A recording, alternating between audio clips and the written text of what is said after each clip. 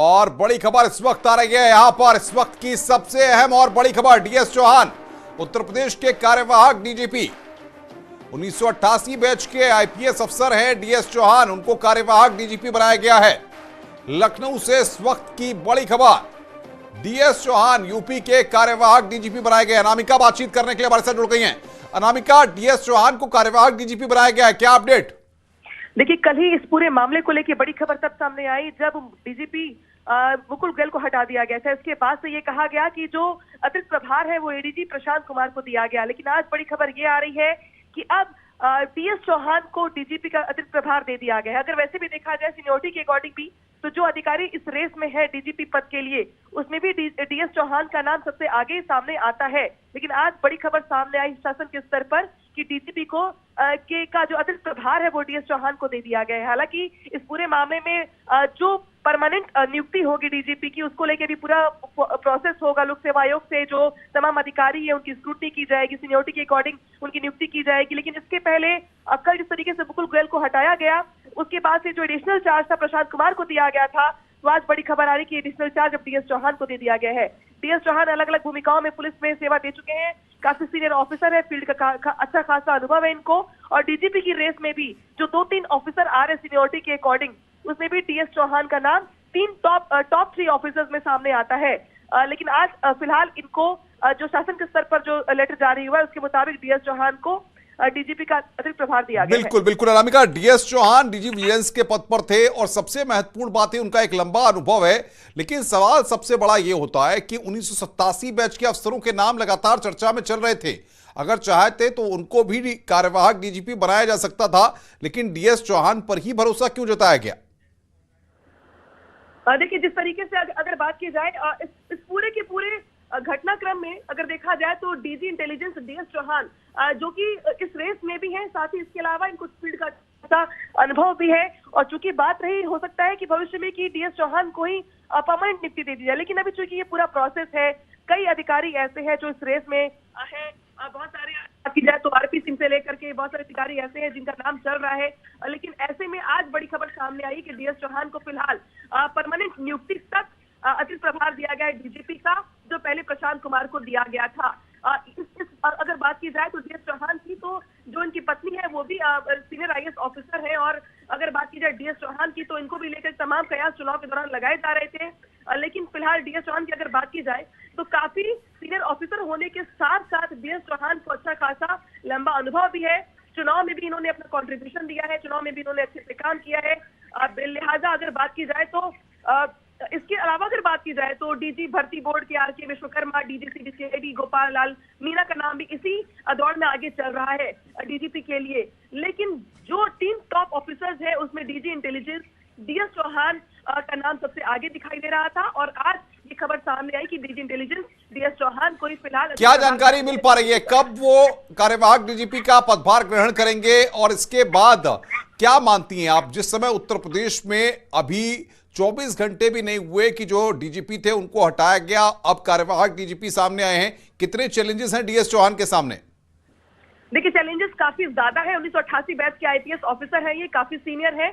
इसके अलावा अगर बात की जाए तो अभी डीजी इंटेलिजेंस के पद पर है।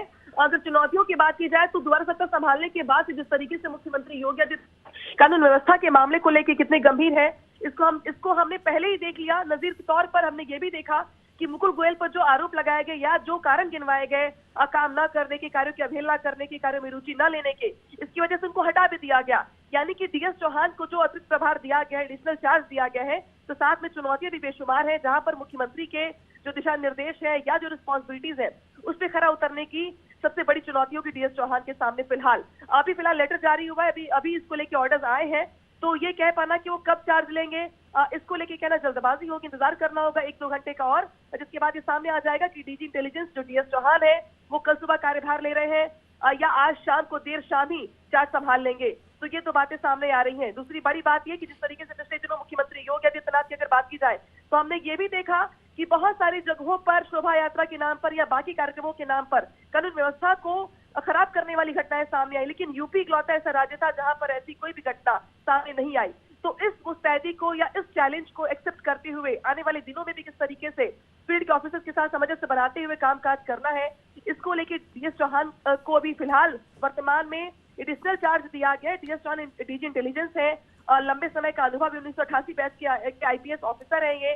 लंबे अनुभव के साथ फिलहाल एडिशनल चार्ज अपना संभालेंगे ये, और आने वाले दिनों के लिए ब्लूप्रिंट भी तैयार करेंगे, जो शासन के कामकाज के साथ साथ जो एक्सपेक्टेशन है मुख्यमंत्री योगी आदित्यनाथ की, या जो चैलेंजेस हैं यूपी को लेकर के, बड़ा राज्य है, बड़ी चुनौतियां हैं, अतिक्रमण से लेकर के, बुलडोजर से लेकर के, हमने बहुत सारी चीजें देखी हैं। नहीं, लेकिन अनामिका, सबसे बड़ी बात यह है कि इससे पहले भी हमने देखा, जब भी इस तरह से डीजीपी के चेंजेस होते हैं तो जो फॉर्मेट है उसमें बकायदा प्रपोजल बन के जाता है और उसके बाद नाम फाइनलाइज होते हैं।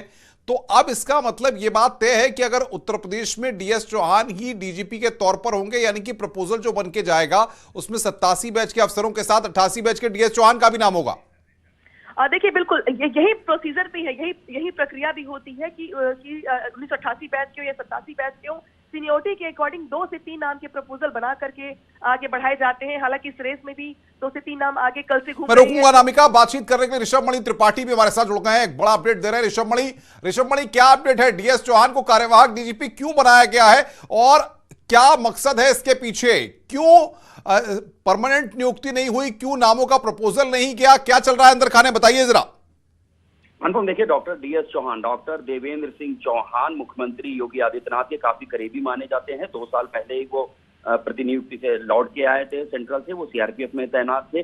तब से वो डीजी इंटेलिजेंस के पद पर तैनात थे। उसके बाद उनके पास फिलहाल डीजी विजिलेंस का भी चार्ज है। रामा शास्त्री के जाने के बाद से उनको देवेंद्र सिंह चौहान को मुख्यमंत्री का काफी करीबी माना जाता है। और इंटेलिजेंस वो विभाग है जो सुबह शाम दिन में 2 बार मुख्यमंत्री को रिपोर्ट करता है।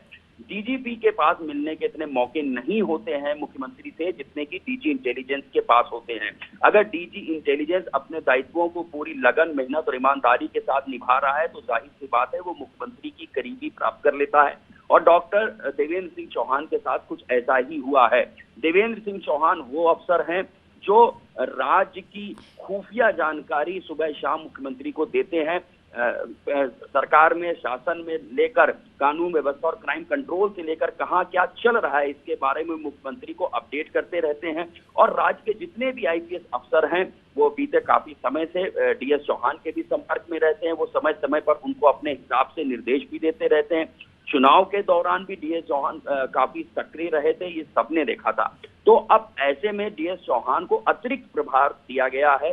जब तक नए डीजीपी की नियुक्ति नहीं हो जाती है तब तक डॉक्टर डीएस चौहान के पास डीजीपी का चार्ज रहेगा। वो इस वक्त डीजी इंटेलिजेंस भी हैं, डीजी विजिलेंस भी हैं और अब यूपी के प्रभारी डीजीपी भी रहेंगे। तो जिम्मेदारी मान सकते हैं कि अभी कुछ दिन उत्तर प्रदेश में ये कार्यवाहक वाली परंपरा चलेगी और डीएस चौहान बतौर कार्यवाहक डीजीपी अभी कुछ दिन काम करेंगे जब तक कि वो पैरेलल प्रोसेस चलता रहेगा। देखिए अनुपम, प्रोसेस को पूरी समझना पड़ेगा। प्रोसेस ये होती है जिनकी 30 साल की सर्विस हो जाती है आईपीएस अफसरों की, उन सबका पैनल यूपीएससी को भेज दिया जाता है। यूपीएससी उसमें ऊपर से 3 जो सीनियर मोस्ट अफसर होते हैं उनको सेलेक्ट करता है, एक पैनल बनता है। उसके ऊपर जो चीफ सेक्रेटरी होते हैं स्टेट गवर्नमेंट के, वो यूपीएससी में जाके डिस्कशन करते हैं और उन 3 नामों में से एक नाम फाइनल होता है। ये प्रक्रिया होती है। तो अब ऐसे में अगर सीनियरिटी की बात की जाए तो इस वक्त 1987 बैच के डॉक्टर राजेंद्र पाल सिंह सबसे ऊपर हैं। उसके बाद डीजीसीबी सीआईडी गोपाल लाल मीणा है। तीसरे नंबर पर 88 बैच के जो पहले सीनियर मोस्ट अफसर हैं डॉक्टर आर के विश्वकर्मा है। और इसके बाद डीएस चौहान का नाम आता है। ये कह लें कि सीनियरिटी लिस्ट की अगर आज चर्चा की जाए तो डीएस चौहान चौथे नंबर पे आएंगे। लेकिन एक क्लॉज और लगता है कि डीजीपी बनने के लिए कम से कम 6 महीने की सर्विस होनी चाहिए। बस यही ध्यान देने वाली बात है।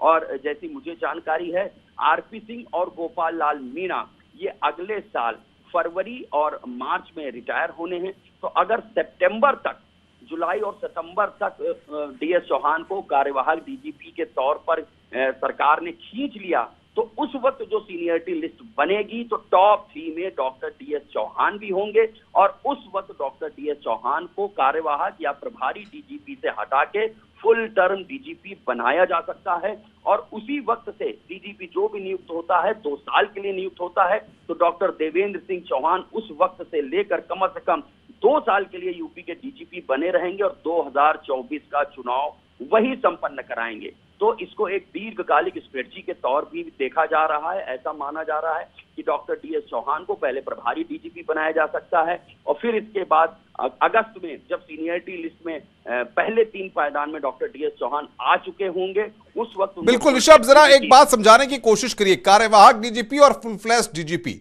इन दोनों में क्या पावर सेंटर्स पे या पावर के सिनेरियो में कुछ अंतर देखने को मिलता है?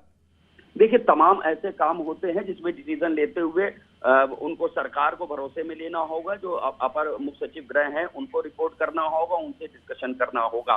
कुछ ऐसे अधिकार रहे जो कार्यवाहक डीजीपी को प्राप्त नहीं होते हैं, इसमें उनको शासन से अनुमोदन लेना होगा, उसके बाद ही वो कोई डिसीजन ले सकेंगे।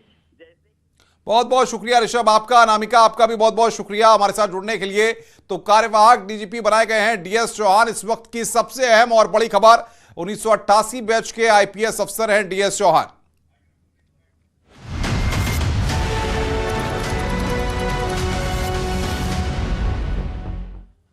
और आइए अब देखते हैं खबर 1 मिनट, यानी कि 1 मिनट में पूरी खबर।